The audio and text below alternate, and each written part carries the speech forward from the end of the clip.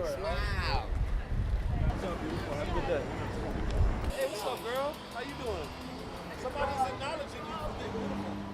She said thank you. Oh, bless you. Hey, baby. Hey, beautiful. How are you this morning? Have a nice evening. Sego ze wat gwego, Jawanda Syungyat, Ganyak Hagani Wakwanjoda, Gante Gates Gidarun Danawaganyatu. My name, Jawandes, translates to Long Day. My English name is Sarah Dunkley. I am Mohawk Turtle Clan from Tyendinaga Mohawk Territory.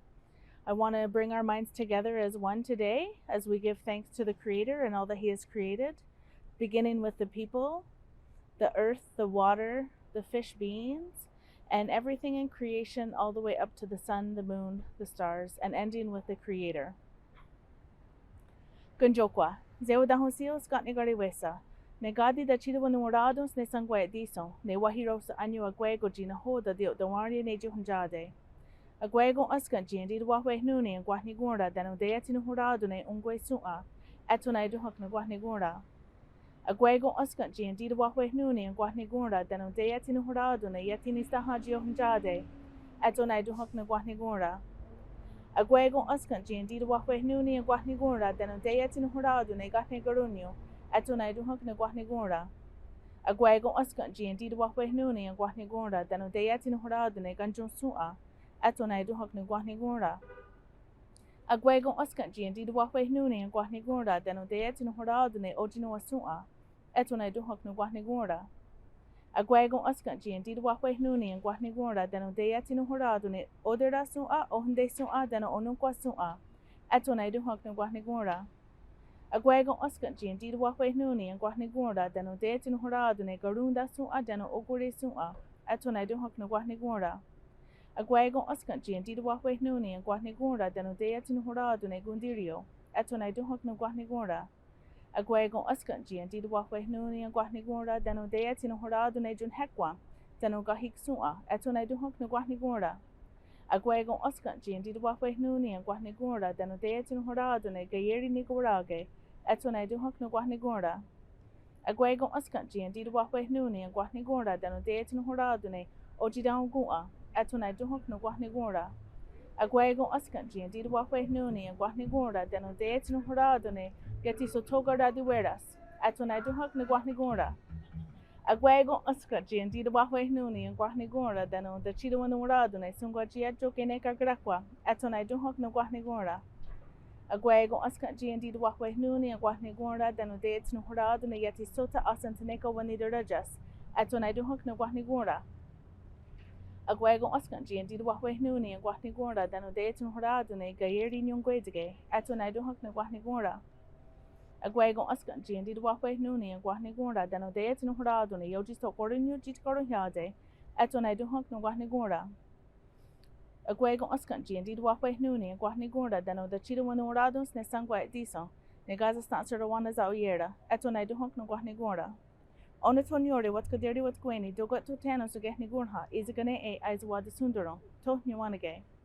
Nyawa, and thank you for joining us today. Welcome to this year's Take Back the Night for Quinte, Hastings, and Prince Edward area. Tonight we're meeting virtually so we can safely gather and hold space for this event. Take Back the Night is a protest that has been happening globally since 1975, when the first march was organized in Philadelphia after a microbiologist named Susan Alexander Spieth was murdered while she was walking home alone. For us, organizing in the Quinte area, Take Back the Night means advocating for safety, freedom, and choice. It means putting an end to victim blaming and increasing community awareness of both sexual and gender-based violence. Tonight, we've invited some folks here to share their thoughts on those values, and we hope it's a way, like in our person events, that you can feel connected to others, to know that you are not alone as we work together to challenge the systems that enable violence. The first event was not publicized. It was not a matter of sharing on social media and algorithms working behind the scenes.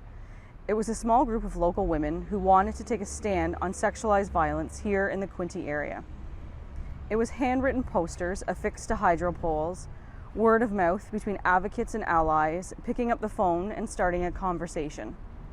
These women brought, quite possibly for the first time, attention to a social issue that never had a platform here in Quinte. Sexual violence was simply viewed as, it is what it is, and women just must not let it happen. Now we know more. We are aware. The earliest marches and rallies were about addressing the immediate needs, listening to survivors, hearing their voice, and understanding that they were not asking for it. Much of this remains present today, but we now speak about accountability of the perpetrator, power and control, choices, consent, freedom, equality. We share and speak of the professional supports and services available throughout the Quinte region. 30 years have passed since a tenacious group of women marched along Bridge Street. Their legacy is now the gathering of community members each September.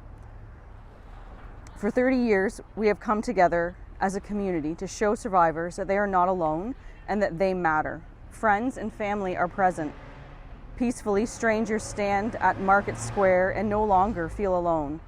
Market Square in Belleville has been a central meeting point over the past few years, but we have marched and rallied in Picton, Trenton, and Bancroft. Stigma, shame, and guilt are lifted and give way for understanding, healing, and to shatter the silence. Why, after 30 years, what has or has not changed? We will continue to elevate our voices so that all human beings have the right to be free from violence, the right to be heard, and the right to reclaim those rights if they are violated. To survivors listening today, know the power of your voice. Your stories will allow our community to move forward in addressing sexualized violence.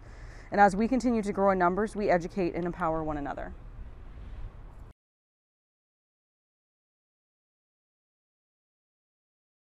Violence within our society is pervasive. While the number of people experiencing assault and abuse is high, there are many myths that trick us into not noticing it or normalizing this behavior so it doesn't get challenged. When someone is harmed, society wants us to find fault with the person who was hurt. Were they somewhere they weren't supposed to be when it happened? What were they wearing? Can we really believe what they thought happened to them?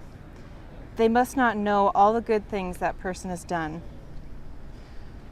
Experiencing violence means that a survivor has witnessed how far another person will go to express power and control over another human.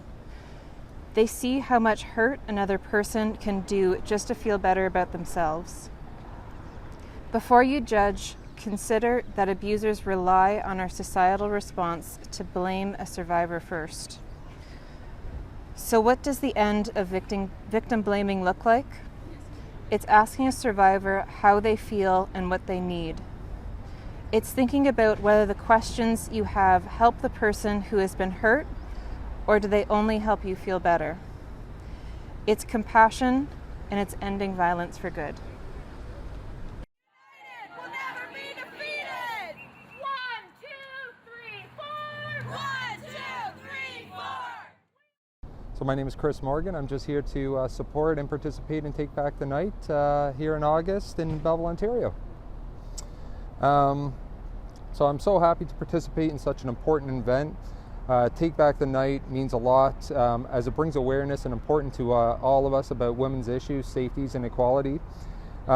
Take Back the Night represents the ongoing initiative of equality for all women. As a father of both a son and a daughter, it's hard to imagine that my daughter may not have the same opportunities and the level of safety as my son may have.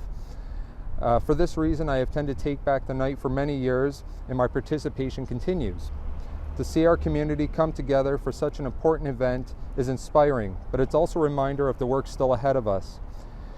No one should feel unsafe in leaving their home after dark, so I encourage everyone, especially the men out there, to speak out, stand up for the rights and safety of all women.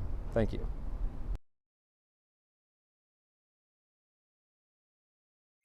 Hi, I'm Sheila Loft, and I'm here at Take Back the Night, and I'm going to be reading Freedom, what freedom means to women. Freedom is when one does what they want, to live and completely live without being bound by anything or anyone. The ability for all women to walk outside of their homes without the fear of being killed, kidnapped, or injured.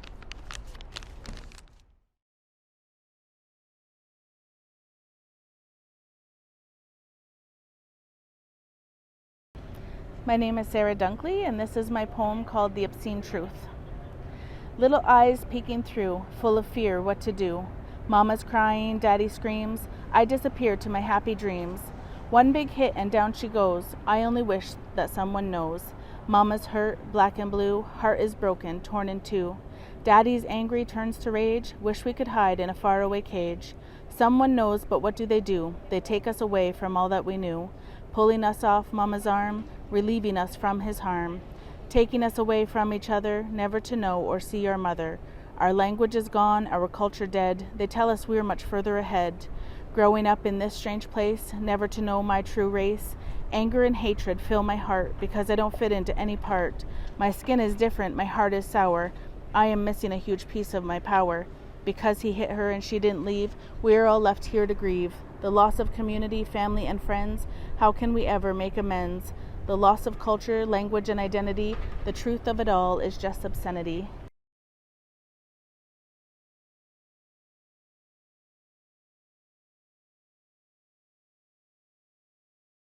As a committee member, what I value about Take Back the Night is community.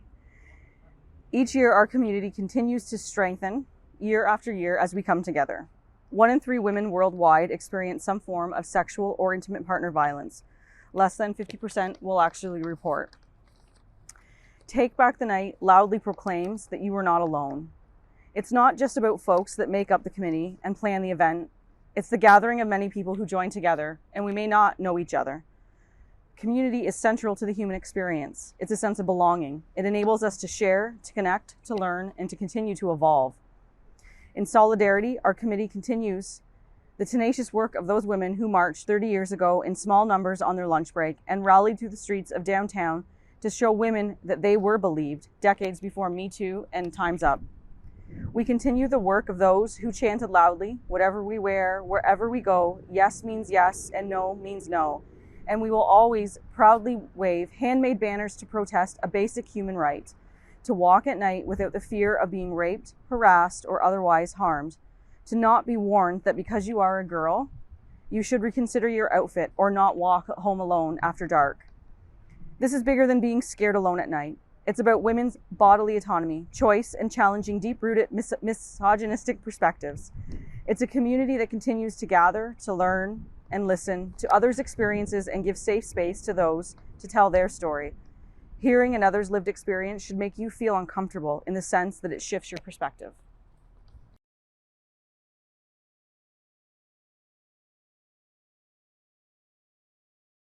Hi, my name is Christian, and I'm here to talk about Take Back the Night, a movement which was started to help women guide the streets at night and be safe during these times.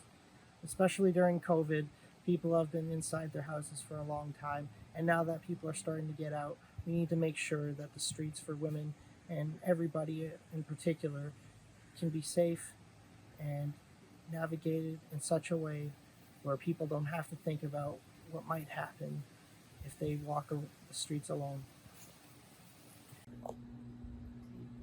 Take Back the Night, important to me because being loved, to be surrounded by so many supportive women, women, feel independent, power, due to my voice, because I am not this kid. I'm a strong woman. Unite. Take my night. Hi, my name's Leah, and I'm the Executive Director at Alternatives for Women in Prince Edward County. I'd like to start by thanking the committee for having me here tonight. Take Back the Night is a very important event to me. and I'm always so honored to participate. The value I've been asked to speak about this evening is choice.